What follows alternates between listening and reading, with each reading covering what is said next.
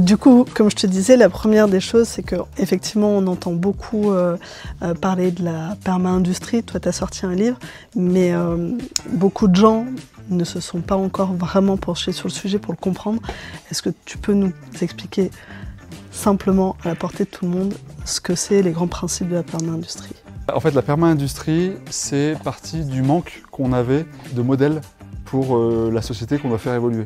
On appelait ça la perma-industrie parce que le premier des principes qu'on a identifié, c'est qu'on était dans un monde industriel, au beau sens du terme, produire et créer ensemble. C'est vraiment le travail d'équipe, l'industrie. Mais en fait, quel que soit ce que crée et produit l'homme, nous on trouve que définir le monde comme un monde industriel, au beau sens de créer et produire ensemble, ça fait sens. Et donc, une fois qu'on a dit ça, on a cherché quelles étaient les industries les plus remarquables autour de nous.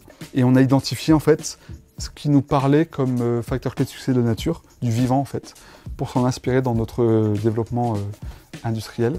Et donc si on est là pour bien gérer nos boîtes, alors on doit aller vers des systèmes qui sont vraiment durables.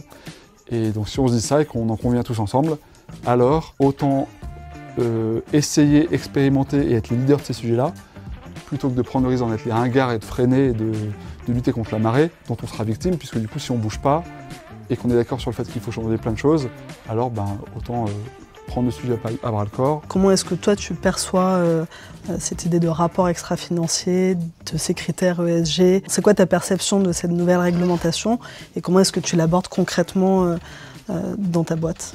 Alors moi je trouve que les normes, on a un rapport aux normes qui est plus émotionnel que rationnel.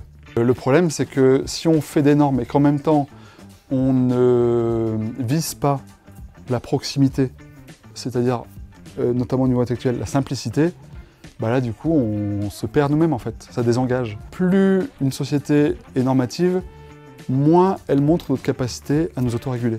Ce foisonnement de normes, pour moi, il renvoie à notre incapacité à nous autoréguler et à anticiper les problèmes que posent nos propres activités. Donc voilà, si on veut plus de normes, soyons bons, anticipons les choses, soyons en avance de phase.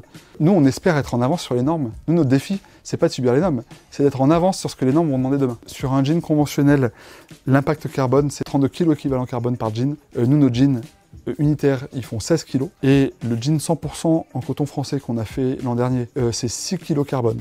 On passe de 3000 litres d'eau sur un jean conventionnel à 500 sur un jean 1083 habituel et à 150 sur un jean 100% local. On n'a pas cherché à faire le moins cher possible, on a cherché à faire des jeans dont les clients comprennent le mieux possible le rapport qualité-prix. C'est important que ce récit industriel commun se développe et mûrisse collectivement.